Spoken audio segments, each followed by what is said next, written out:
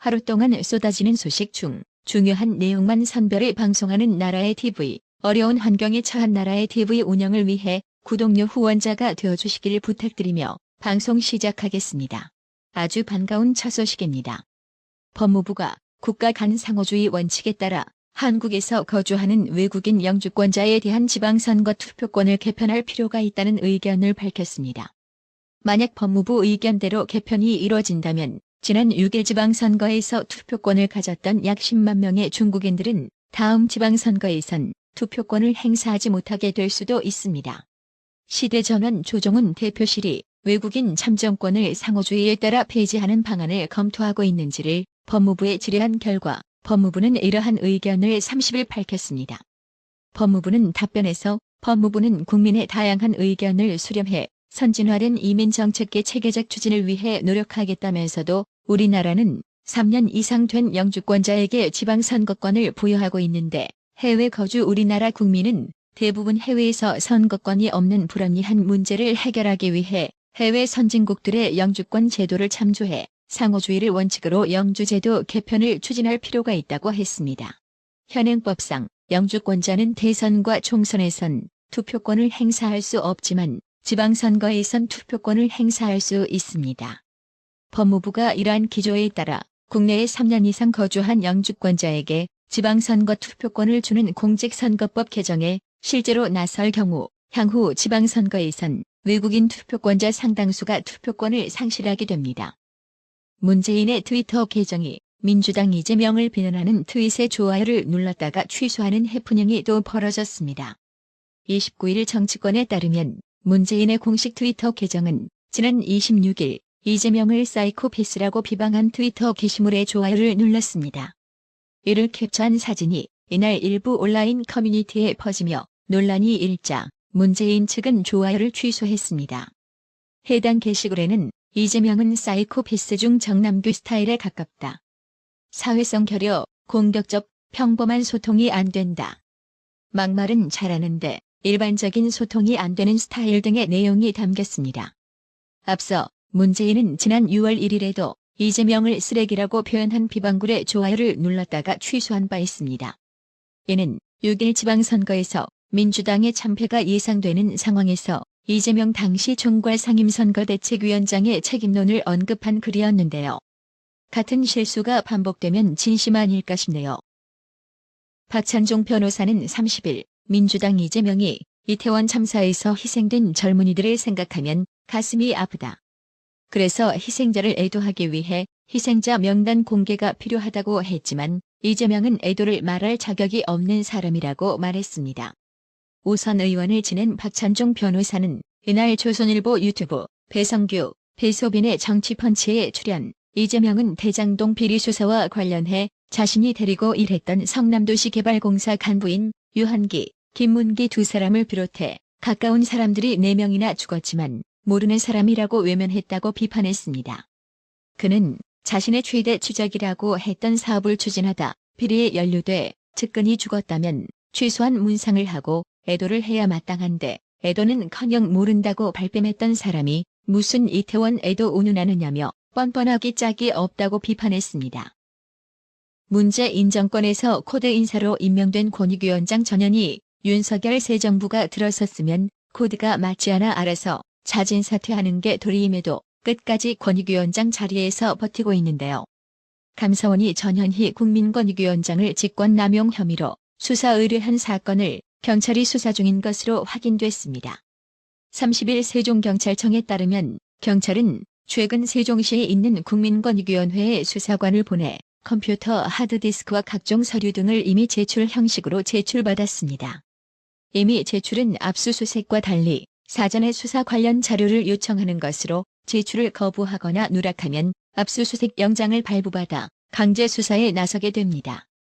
감사원은 전현희 권익위원장이 추미애 전 법무부 장관 아들 군특혜 여부에 관한 유권 해석에 개입했다며 직권남용 혐의로 지난달 25일 대검찰청에 수사를 의뢰했습니다.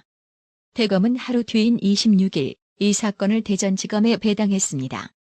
대전지검은 사건을 권익위가 있는 세종경찰청에 이관했습니다. 임종석이 문재인 정권이 들어서자마자 가장 먼저 한일이 박근혜 정부 시절 세월호 문건을 캐비넷에 발견했다며 이례적으로 대통령 비서실장이었던 임종석이 직접 브리핑한 거 기억하시죠? 임종석 전 대통령 비서실장은 서해 공무원 피격 사건을 수사 중인 검찰이 지난 29일 문재인 정부 대북안보라인 최고 책임자였던 서훈 전 국가안보실장 구속영장을 청구한 데 대해 강력히 규탄한다고 30일 밝혔습니다.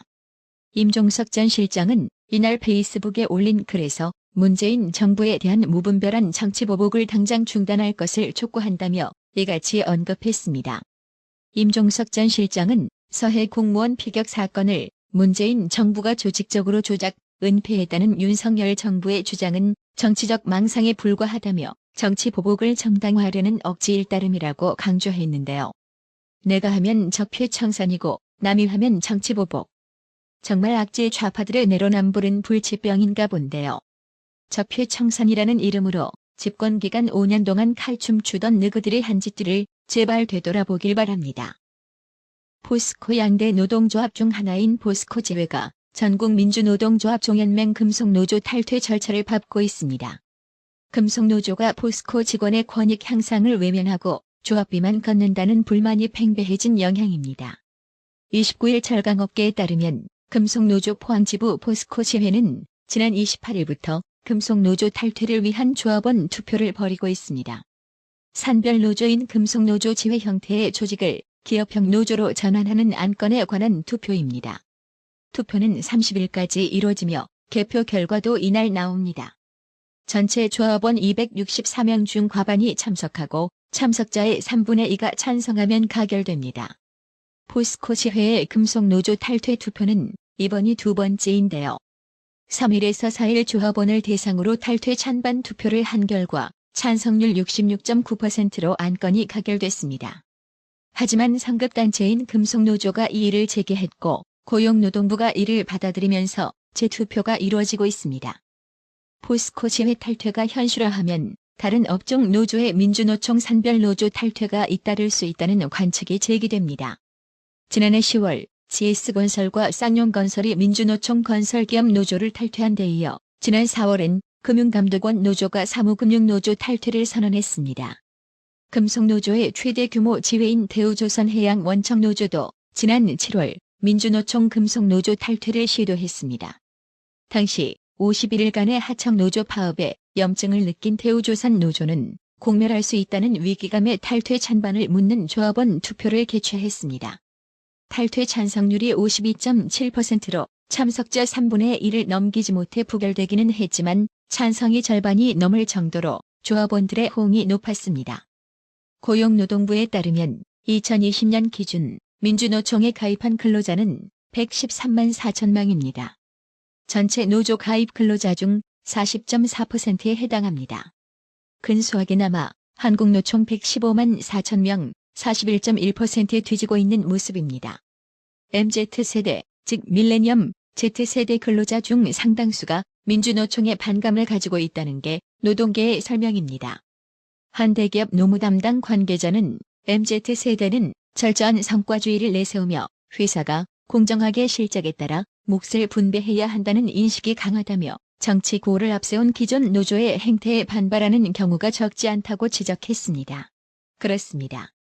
좌파 정권에서는 다소 조용히 지내다가 항상 우파 정권에서는 요란법석을 찾더는 민주노총, 과연 목적이 무엇일까요? 많은 국민들이 궁금해하고 있습니다. 나라의 TV는 구독료 후원으로만 운영 유지되고 있으니 구독자님들의 따뜻한 정성이 필요합니다. 항상 뉴스 전달 방식에 노력하는 나라의 TV가 되겠습니다. 구독 그리고 알람 설정, 뉴스 영상 내용이 좋았다면 좋아요를 클릭해주세요.